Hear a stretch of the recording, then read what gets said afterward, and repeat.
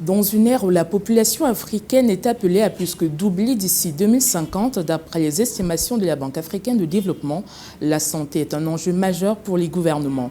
Madame, Monsieur, ravi de vous retrouver sur Africa 24 pour un nouveau numéro de l'interview. Aujourd'hui, avec Manaouda Malachi, ministre de la Santé publique du Cameroun, nous allons aborder les grands projets de réforme en cours dans le système de santé camerounais. Monsieur le ministre, bienvenue sur Africa 24. Lorsque vous prenez vos fonctions en 2019 à la tête du ministère de la Santé publique, vous placez votre mandat sous le signe de l'humanisation des soins. 5 ans après, comment appréciez-vous votre gestion? Alors, merci déjà pour cette question importante parce que pour nous, le résumé de ce que nous aurons pu faire, suivant les très hautes directives de Monsieur le Président de la République, c'est de permettre aux populations d'avoir une autre visibilité, une autre vision de notre système de santé. Et je peux vous dire qu'après l'implémentation de cette humanisation de soins, de la justice sociale et de l'équité que nous avons mise en œuvre pendant les 5 ans, nous pouvons aujourd'hui dire avec satisfaction que les choses commencent à changer. Je n'ai pas dit que nous sommes encore complètement satisfaits de ce qui se passe, mais lorsque je fais mes descentes sur le terrain, lorsque je discute avec un certain nombre de personnes, et lorsque je fais l'enquête, parce que nous faisons régulièrement l'enquête de satisfaction des populations, et là nous avons quand même une nouvelle perception, n'est-ce pas, du système de santé, une nouvelle perception des formations sanitaires de la part des populations. Et donc je crois que nous sommes sur la bonne voie de toutes les manières. C'est bon à savoir, Monsieur le ministre. L'un des grands projets que vous avez entamé en 2023 pour réformer justement ce système de santé et même la qualité de l'offre des soins au Cameroun a été la mise en œuvre de la phase 1 de la couverture santé universelle le 12 avril dans la localité de Manjou, dans la région de l'Est. Rendu en 2024, quels sont les résultats marquants de cette première phase? Et bien évidemment, qu'est-ce qu'on s'attend à voir, notamment en matière d'insuffisance rénale, en matière également de santé maternelle et infanto-juvénile?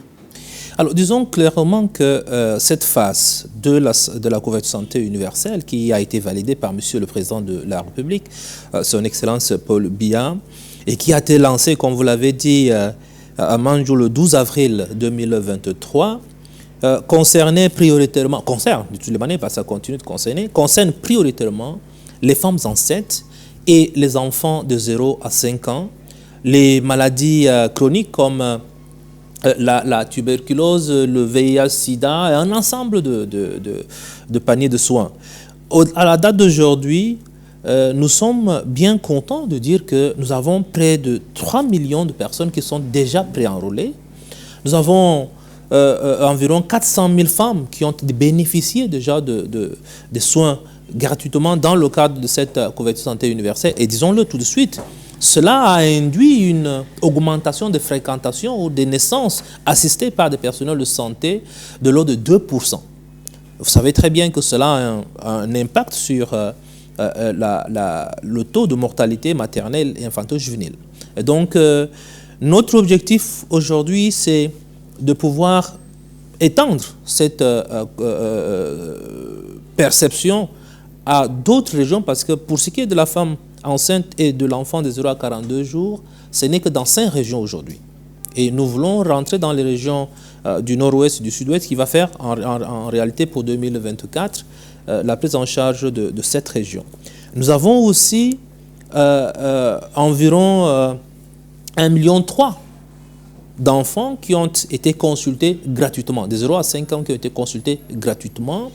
Nous avons dans ce 1,3 million environ 1,2 million qui ont été pris en charge dans le cadre du paludisme, que ce soit le paludisme grave, que ce soit le paludisme simple, qui ont été traités et qui sont rentrés chez eux sans rien payer. Je pense que c'est quelque chose que nous devrons relever aujourd'hui, parce que pour ce qui est de la prise en charge du paludisme, qui a été d'ailleurs décidé il y a cela quelques temps, mais ce n'était pas effectif. Et aujourd'hui, on a mis en place un système de traçabilité des intrants qui fait en sorte que nous nous assurons que les intrants sont disponibles dans la plupart de nos formations sanitaires et que les formations sanitaires prennent effectivement en compte cette gratuité de traitement du paludisme simple et du paludisme grave. Et donc, je pense sur cette question, nous avons des résultats. nous continuons à avoir des résultats. Et maintenant, sur le taux de mortalité maternelle, nous avons des statistiques qui sont produites régulièrement. Un programme existe pour que nous essayions de mettre un accent particulier pour que dans la culture de certaines familles, de certaines régions, la femme puisse aller demander le soin lorsqu'elle est enceinte. Parce que c'est ça le véritable problème en réalité. Nous avons dans certaines régions où les gens sont habitués à accoucher à domicile sans l'assistance d'une personne formée ou d'un professionnel de la santé. Et ça, c'est là où généralement les décès arrivent, ou alors lorsque les cas se compliquent, c'est à ce moment simplement qu'on demande à chercher les soins et ça, ils arrivent généralement trop tard. Donc, dans le cadre de la couverture santé universelle, un accent est mis sur cet aspect des choses et je pense en ce moment, nous avons de très bons résultats plutôt et ça nous encourage à aller de l'avant. C'est pour ça que je parlais tout à l'heure de l'extension de cette démarche pour la région du nord-ouest et du sud-ouest. Monsieur le ministre, la stratégie justement de mise en œuvre, vous l'avez dit, la femme enceinte, le nouveau-né et l'enfant sont des cibles privilégiées. Est-ce qu'on pourrait avoir d'autres axes d'intervention en dehors du paludisme où ils bénéficient d'une prise en charge à des prix préférentiels? Oui, pour le moment, je peux vous dire que la phase 1 de la couverture santé universelle leur donne un réel privilège. Parce que une fois qu'ils aient payé un chèque, comme on appelle chèque santé, de toutes les manières dans l'ensemble, qu'ils aient payé 6 000 en termes de chèque santé, l'ensemble de leur prise en charge jusqu'à l'accouchement, jusqu'à ce que l'enfant ait 42 jours de vie sur Terre, l'ensemble de ces prestations sont gratuites. Et donc, je crois que déjà ça, c'est quelque chose qui permet, n'est-ce pas, qui motive, qui essaye d'amener, n'est-ce pas, les familles à solliciter des soins. Maintenant, pour les enfants, la barrière financière, il y a cela quelques temps qui faisait en sorte que l'enfant soit malade, mais qu'on n'arrive même pas à l'amener à l'hôpital, ne serait-ce pour savoir de quoi l'enfant souffre, était réel. Aujourd'hui, en le rendant gratuit, la démarche vise à faire en sorte que toutes les fois qu'on a une possibilité de voir un enfant, on le consulte gratuitement. Maintenant, nous avons des soins promotionnels, nous avons des soins préventifs, toute la gamme de vaccination que nous avons au programme élargi de vaccination, c'est pour les enfants, c'est pour les femmes enceintes, c'est pour nous tous et c'est gratuit également. Là, il n'y a même pas de ticket d'entrée. Avec votre carte CSU, vous vous présentez dans un centre de vaccination, vous faites vacciner et vous rentrez chez vous. Donc, je crois que c'est voilà, autant d'éléments, autant d'avantages que les femmes enceintes, que les enfants de 0 à 5 ans bénéficient dans notre pays. Évidemment, lorsqu'on parle de VIH, on parle de la tuberculose, tout cela est gratuitement également offert. Lorsqu'on parle aussi de l'insuffisance rénale, n'est-ce pas, avec un ticket de 15 000 francs, ils font des séances gratuites toute l'année. Ce qui était de l'ordre de 800 à 900 000 francs l'an avant est revenu à 15 000 francs avec la CSU. Je pense que c'est quand même quelque chose d'assez important. Monsieur le ministre, vous l'avez dit, la phase 2, on entre dans l'extension de l'offre du panier de soins. Maintenant, à quand est-ce que vous fixez l'échéance pour que tous les citoyens camerounais puissent bénéficier de la CSU? Oui, c'est cette phase 1 de la couverture santé universelle est en réalité une démarche pour nous permettre de mieux nous projeter sur véritablement le lancement de la couverture santé universelle dans toute sa dimension. Nous voulons, dans un premier temps, mettre en place tout le dispositif qui nous permet de gérer la couverture santé universelle, l'huiler avec l'ensemble des acteurs et à ce moment précis, je pense qu'on a fait déjà de grands pas. En ce qui concerne l'identifiant unique, le dispositif de rachat de soins, la validation des normes et qualités pour les accréditations, la mise en place d'un plan d'approvisionnement des intrants dans le cadre de la CSU. Nous avons tous ces éléments aujourd'hui que nous avons mis en place. Nous faisons marcher ces éléments dans la perspective de l'extension globale sur l'ensemble du territoire et avec un panier de soins assez élargi pour la CSU. La seule chose qui est aujourd'hui en attente, ce sera l'encadrement juridique qui n'est pas encore. Parce que tout ce que nous faisons aujourd'hui dans le cadre de la phase 1 se fait suivant la réglementation que nous avons au niveau du ministère et qui est disponible pour l'ensemble de nos activités. Maintenant, pour la CSU, il y a une réglementation spécifique. Je pense qu'une fois que le gouvernement se soit planché sur ce projet, cet avant-projet de loi que nous avons soumis, et si cela passe, à ce moment, nous pourrons donc prétendre que nous avons le dispositif complet pour pouvoir avancer et l'étendre sur l'ensemble du territoire et avoir un panier de soins conséquent pour les Camerounais. D'accord. Monsieur le ministre, d'ici 2050, je le disais tout à l'heure, la Banque africaine de développement estime que la population africaine atteindra les 2,5 milliards d'habitants, faisant du continent le plus riche en termes de capital humain. Pour cette population, il faudra donc une offre de soins capable de satisfaire les besoins. Comment est-ce que le ministre Santé envisage l'avenir du point de vue infrastructurel au Cameroun? Alors, nous n'avons même pas d'ailleurs attendu que nous soyons à ce niveau de réflexion pour nous projeter sur 2050, parce que, vous savez, l'émergence voulue par Monsieur le Président de la République pour le Cameroun, c'est 2035. Donc, on ne va pas aller au-delà. Mais nous avons commencé depuis 2020 avec un document que nous appelons l'agenda de transformation du système de santé, le temps d'agir. Et nous avons d'ailleurs produit un document qui s'appelle la transformation du système de santé, le temps de l'action. Ce document résume à peu près ce que nous avons déjà fait pendant les 4-5 dernières années en termes de densification de l'infrastructure, c'est-à-dire des formations sanitaires, en termes d'amélioration substantielle des plateaux techniques. Et je puis vous dire qu'aujourd'hui au Cameroun, nous avons des hôpitaux de référence sur l'ensemble des 10 régions du Cameroun. Vous allez à Mawa, vous allez trouver un centre hospitalier régional qui est un véritable hôpital de référence. À Garoua, vous en avez 2, 3, avec l'hôpital général, avec le centre hospitalier régional. À Bafoussam, à Bertois, à Bolova, vous l'avez partout. Donc, la politique de Monsieur le Président de la République à ce niveau, c'est de densifier l'offre de soins de qualité, mais à moindre coût. Nous avons aussi, dans cette perspective, n'est-ce pas, de l'offre, travaillé sur les services. Parce que, comme vous l'avez dit tout à l'heure, on peut avoir un plateau technique qui soit à la mesure de ce que nous attendons.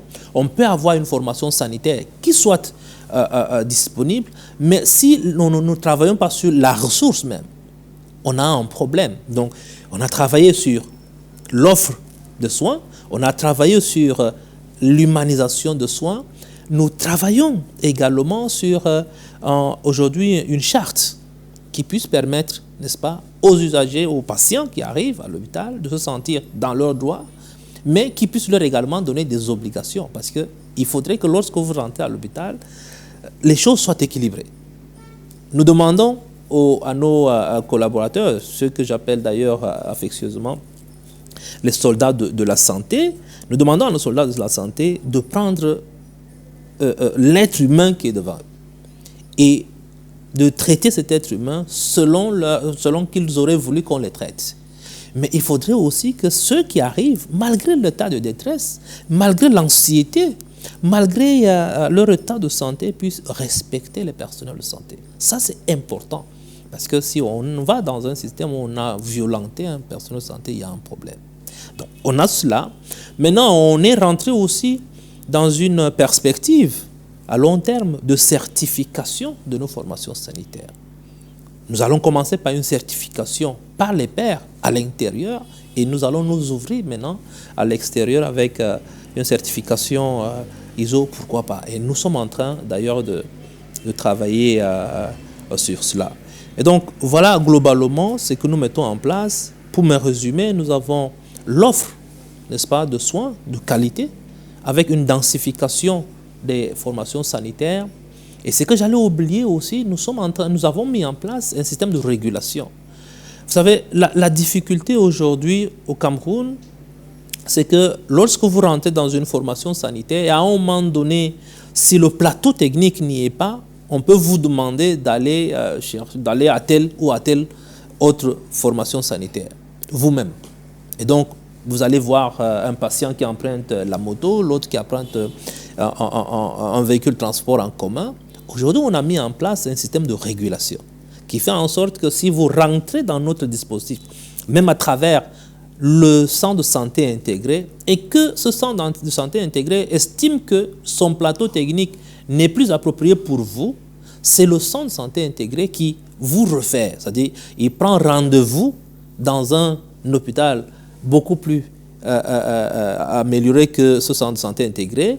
Il vous prend dans une ambulance, on vous amène, vous trouvez la guérison, on vous ramène et vous sortez à nouveau de cela. Donc, voilà un peu la démarche en termes de régulation que nous sommes en train de mettre en place aussi. Pour le moment, ça marche tant bien que mal, mais nous pensons que nous allons l'améliorer. D'accord. Madame, Monsieur, nous marquons une pause. Nous vous revenons dans quelques instants. Madame, Monsieur, nous sommes de retour sur Africa 24. Nous sommes dans l'interview et aujourd'hui, nous sommes en compagnie de Manaouda Malachi, ministre de la Santé publique du Cameroun. Monsieur le ministre, d'après l'EDSMIX 2018, des progrès ont été faits en matière de régression de la mortalité maternelle et néonatale. On parle ainsi de 28 décès en 2018 contre 31 en 2014 pour 1000 naissances vivantes dans le cadre des décès néonataux. Des chiffres qui demeurent cependant préoccupants et selon la carte sanitaire du ministère de la Santé publique de 2016, les régions du septentrion, de l'Est sont les régions les plus touchées. Comment explique-t-on ce phénomène et quel rôle jouent les agents sanitaires dans ce domaine? Alors, d'abord, comment est-ce qu'on explique cela? Et puis, je voudrais dire sur les chiffres que nous sommes là en 2024 et entre 2018 et 2024, il y a beaucoup de choses qui sont passées. Et nous sommes aujourd'hui en train de lancer une nouvelle enquête EDS pour pouvoir donner les chiffres actualisés. Et je suis sûr que nous serons en deçà du chiffre qui a été avancé. Mais maintenant, comment on en arrive là? Je crois l'avoir évoqué tout à l'heure en termes de culture. Vous savez, la demande spontanée de soins n'est pas l'émanation de toutes les populations du Cameroun. Nous avons des régions où on est habitué à faire accoucher les femmes enceintes par des matrones à la maison, par des groupes, parce qu'il y a des groupes spécifiques. Chez moi, on a des forgerons, par exemple, qui font accoucher des femmes enceintes, mais ce ne sont pas des personnes les plus habilitées à le faire. C'est pour ça que nous mettons en place un système d'information, de communication à travers nos agents de santé communautaires aujourd'hui pour sensibiliser les femmes, sensibiliser les familles. Nous discutons avec ces femmes, mais nous savons aussi que tout n'est pas simplement de leur volonté parce qu'il faut agir également sur leur mari. Parce que des fois, c'est des maris qui disent qu'ils ne veulent pas que quelqu'un d'autre voie sa femme dans un état autre que ce qu'on a habillé. Et donc, ça, c'est un blocage. C'est un mécanisme qui ne nous permet pas d'atteindre toutes les femmes enceintes et qui ont besoin de nos soins. C'est pour ça, aujourd'hui, avec le système des agents de santé communautaire, nous pensons qu'on pourrait avoir davantage de résultats. Autre chose aussi, nous voulons agir sur un certain nombre de propositions. Et là, nous sommes en discussion avec le ministère de l'Éducation de base pour qu'il y ait un document que nous appelons carnet de santé, quand même dans le dossier d'inscription d'un enfant à l'école. Ça pourrait donner l'alerte pour ceux qui envoient leur enfant à l'école qu'on ait besoin de leur demander un carnet de santé. Parce qu'en réalité, quand vous accouchez à la maison, tout peut arriver. Il suffit d'une mauvaise manipulation, il suffit d'une hémorragie qui ne s'arrête pas, et puis on va perdre la maman, deux fois on perd le bébé. Parce qu'on ne sait pas ce qu'il faut faire. Et des fois, on n'a pas la latitude de dire « Ok, je vais vers un centre de santé ». Donc, nous sommes en train de travailler là-dessus. Un programme a été mis en place, comme je l'ai dit, au ministère pour que nous puissions continuer à discuter, continuer à communiquer, à sensibiliser, à convaincre ces femmes de pouvoir aller vers le centre de santé. Maintenant, pour des irrédentistes, ceux qui ne veulent vraiment pas, nous donnons des rudiments à ces matrones, des rudiments à ces personnes qui sont censées faire des accouchements en communauté. Et ça, ce sont des formations que nous faisons régulièrement à travers le territoire. Mais je peux vous dire que au regard du dispositif que nous avons mis en place, au regard de l'engagement que Monsieur le Président de la République, son Excellence Paul Biya, a pour la réduction de ce taux de mortalité, l'EDS de 2024 nous montrera que nous sommes en deçà du chiffre qui a été évoqué tout à l'heure. On reste optimiste, Monsieur le Ministre. Maintenant, nous allons parler de numérique. Les technologies numériques recèlent un grand potentiel pour faire progresser sur la voie des objectifs de développement durable et en particulier pour soutenir les systèmes de santé en améliorant la qualité et l'accessibilité tant géographique que financière des services de santé. Dans votre programme de réforme, quelle est la participation ou la partition des TIC dans l'accès des soins de la santé publique? Alors, notre programme, nous avons toute une stratégie de santé numérique au Cameroun qui a été validée avec un document de financement. Et d'ailleurs, nous pouvons profiter, il ne faudra pas nous enterrer rigueur, d'appeler sur votre chaîne d'éventuels médecins pour pouvoir financer cette santé numérique au Cameroun.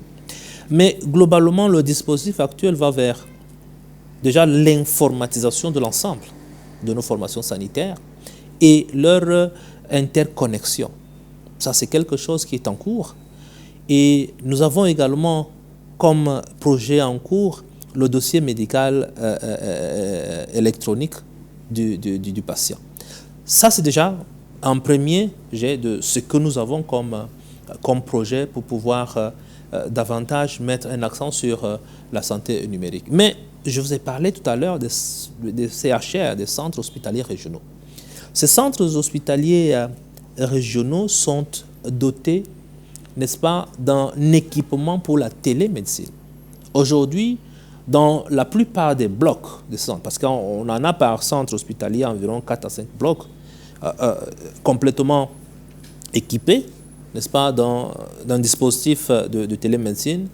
À travers ces centres hospitaliers régionaux aujourd'hui, on peut faire une assistance à distance pour pouvoir faire accoucher une femme, pour pouvoir opérer un patient et faire tous les autres soins. Donc ça, c'est déjà une avancée en ce qui nous concerne, parce que relativement à certains actes médicaux assez pointus, nous avons encore besoin de l'assistance de ceux qui sont à l'extérieur. Et d'ailleurs, nous avons mis en place une plateforme de communication avec notre diaspora médicale dans le cadre de leur participation dans ce genre d'opération ou même physiquement au niveau de notre pays. Et donc, santé numérique, oui, la télémédecine, oui, c'est en train de s'installer. Vous avez entendu parler des cardiopathes et autres éléments du diagnostic. Ça aussi, quand ça va dans les zones rurales où on n'a pas de spécialistes forcément, c'est dans le cadre de l'enregistrement des données, leur transmission à un spécialiste qui soit dans un hôpital de référence à Yaoundé ou à Douala, leur interprétation et le renvoi des résultats pour pouvoir prendre en charge quelqu'un qui est à Kousseri, qui est à Douvar, dans le Mayo-Tchanaga, sans que lui, il ne soit en présence physique d'un médecin, d'un spécialiste, parce qu'on n'en a pas sur l'ensemble du territoire national. Donc voilà un peu ce que nous avons mis en place dans le cadre de cette démarche que nous jugeons avec beaucoup de satisfaction. Cela devrait aider nos compatriotes. Monsieur le ministre, est-ce que vous ne pensez pas que le taux de pénétration d'Internet peut être une limite justement à la mise en œuvre de ces démarches que vous êtes en train d'implémenter? Nous avons pris cela en compte. Quand j'ai tout à l'heure parlé de l'enregistrement des données, de leur envoi vers les spécialistes, c'est parce que nous avons pris cela en compte. Sinon, cela aurait pu être fait en présentiel tout de suite, c'est-à-dire qu'avec le patient. Non, nous l'avons pris en compte. Vous savez, j'ai l'habitude de dire qu'il faut faire avec ce qu'il y a. Il ne faut pas idéaliser, il ne faut pas d'abord attendre que cela soit, j'allais dire, impeccable pour pouvoir commencer à faire quelque chose. La couverture santé universelle que nous venons d'évoquer tout à l'heure, lorsque nous avons pris fonction, on nous avait dit si on n'a pas 1300 milliards, on ne le fera pas, on ne peut pas le lancer. Mais je leur ai dit, nous ferons la couverture santé universelle de nos moyens. Si nous avons 100 milliards à y investir, nous ferons pour 100 milliards. Si nous avons 10 milliards à investir, nous ferons pour 10 milliards. Mais si nous avons 1000 milliards, nous ferons pour 1000 milliards. Et donc, je pense qu'il ne faudrait pas attendre que toutes les conditions soient réunies pour pouvoir agir. Il faut agir dans n'importe quelle condition et améliorer avec l'ensemble du dispositif. Donc, l'environnement pour nous n'est pas un frein parce que les populations aient droit à la santé. C'est peut-être un facteur limitant, mais nous trouvons des subterfuges pour pouvoir contourner et avoir les résultats que le président attend de nous. D'accord. Monsieur le ministre, en novembre 2023, vous avez signé avec la Corée du Sud le Records of Discussion en vue de l'extension des centres d'urgence de Yaoundé, dont la finalité est d'augmenter la capacité d'accueil et la qualité de prise en charge des urgences vitales dans la ville de Yaoundé. Quels sont les autres projets d'infrastructure hospitalière à mettre en œuvre en 2024 ?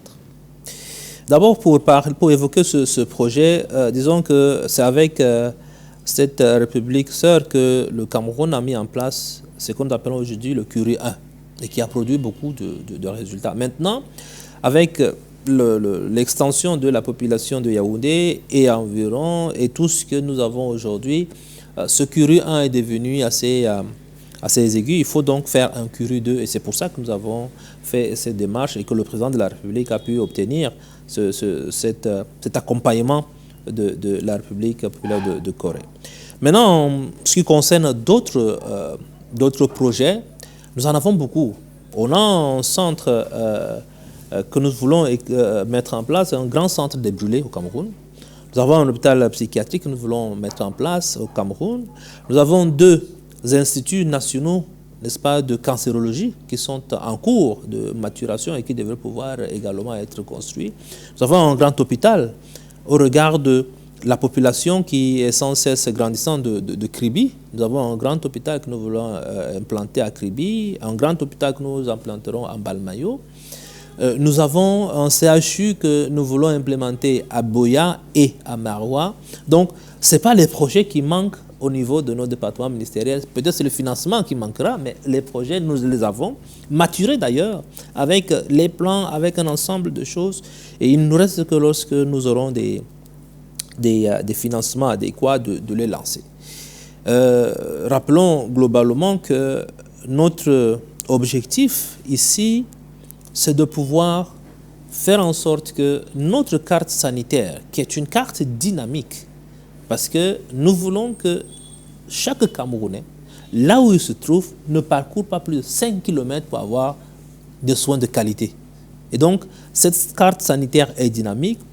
Nous allons vers la décentralisation de la prise en charge des formations sanitaires. Nous travaillons avec les collectivités territoriales décentralisées pour que lorsque nous allons leur transférer la gestion de certaines formations sanitaires, que cette gestion se fasse conformément aux normes, aux qualités que nous avons déjà mis en place et conformément à la carte sanitaire que nous, c'est-à-dire c'est l'État qui doit gérer, l'État central s'entend. Donc je crois que nous avons beaucoup de projets, que ce soit d'infrastructures, que ce soit en termes d'amélioration continue de notre plateau technique. Et nous sommes d'ailleurs en train de mettre une chaîne complète de traitement de cancer à Douala. Vous le savez très bien qu'aujourd'hui, nous sommes au niveau de l'installation de l'accélérateur linéaire. Il nous restera juste le bon cœur pour mettre le PET scan à Douala. Yaoundé également à son centre et nous acheminons vers des soins pointus. Nous faisons déjà les transplantations d'organes ici, surtout rénal, nous posons le pacemaker, nous faisons de la chirurgie cardiaque au Cameroun, la coronographie, nous faisons un ensemble de choses et je pense que le Cameroun est en train d'évoluer et de pouvoir jouer un rôle leader au niveau de l'Afrique centrale. Monsieur le ministre, tout à l'heure, vous avez évoqué justement l'aide que les médecins de la diaspora apportent au Cameroun. Ça nous permet de rentrer dans la dernière question de cet entretien, celle de la fuite des cerveaux. Selon les données du British Medical Journal, 9 pays d'Afrique subsaharienne, dont le Cameroun, perdent 2 milliards chaque année depuis 2011 à cause de l'immigration des médecins. Quel est l'impact sur la situation de la prise en charge des malades au Cameroun et comment est-ce qu'on peut endiguer ce phénomène sur le long terme? D'abord, peut-être avant d'évoquer la répercussion sur la prise en charge des patients au Cameroun, il faut dire que l'ampleur, c'est vrai, tant décriée, n'est pas aussi ce qu'on croit au Cameroun. En fait, il est de deux ordres. Il y a ceux qui se forment et qui ont besoin d'une formation complémentaire, qui partent pour cette formation complémentaire et qui ne reviennent plus. Généralement, ils ne sont pas assez nombreux. Il y a également ceux qui sont formés, qui rentrent dans la fonction publique camerounaise. Parce que les premiers ne sont pas rentrés dans la fonction publique camerounaise. Ils sont formés et ils étaient censés travailler soit en freelance pour eux-mêmes, soit pour les formations sanitaires privées. Mais il y a ceux qui rentrent dans la fonction publique camerounaise et qui, à un moment donné ou à un autre, estiment que le traitement qui leur est accordé n'est pas à la hauteur de ce qu'ils devraient avoir, ou alors sollicitent un stage et ne reviennent plus. Ça aussi, ils ne sont pas tout à fait nombreux. Mais il y a ceux qui sont partis dès le bas âge et qui ont fait leur scolarité à l'extérieur et qui sont également nombreux. Il y a maintenant des consultations simplement qui se font entre les pays, et ce qui est normal parce qu'il n'y a aucun système de santé au monde qui se suffit à lui-même. Et donc, j'allais dire qu'en termes d'impact sur la prise en charge, nous ne le ressentons pas beaucoup. Parce qu'au même moment que le président de la République, d'ailleurs, l'a évoqué dans son adresse à la nation le 31 décembre, au même moment, je crois le 10 février, pour la jeunesse, j'allais dire, au même moment que ceux-là partent, il y a d'autres qui arrivent. Parce que nous avons des missions qui arrivent, notamment des pays amis qui viennent faire des missions médicales au Cameroun pour 2 ans, pour 3 ans, dans le cadre de la prise en charge de certaines pathologies dans notre pays. Et donc, l'impact n'est pas aussi ce que l'on croit. Maintenant, comment est-ce qu'on devrait pouvoir faire pour pouvoir l'indiquer, pour pouvoir trouver des solutions? Je crois qu'il n'y a pas de solution magique. Nous continuerons à améliorer les conditions, l'environnement de travail des médecins au Cameroun. Le président a un regard particulier sur ce secteur. Et donc, nous pensons qu'on va aller vers cette amélioration également de la prise en charge globale des soldats de la santé. Et puis, cet aménagement d'une plateforme qui leur permet, n'est-ce pas, de pouvoir agir, bien qu'étant de la diaspora, agir au Cameroun. Je pense que c'est une mesure qui nous permet de capter tous ceux qui sont à l'extérieur et qui ont de l'expertise nécessaire pour nos populations.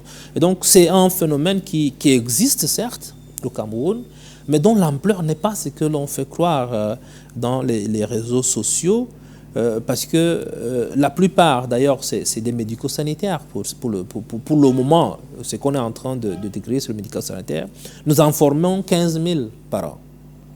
15 000 médico-sanitaires qui ne peuvent pas rentrer tout de suite, tous dans la fonction publique. Et donc, nous pensons que ce n'est pas un phénomène qui attend un impact assez présent sur la prise en charge de nos populations. Monsieur le ministre, merci infiniment. Ceci marque la fin de cet entretien.